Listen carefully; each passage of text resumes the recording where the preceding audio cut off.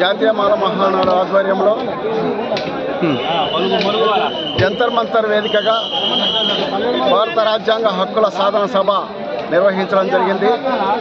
దేశంలో జాతీయ ప్రజాస్వామ్య కూటమి ప్రభుత్వ పరిపాలన అధికారంలోనికి వచ్చిన తర్వాత దళితులపై నిరంతరం జరుగుతున్నాయి.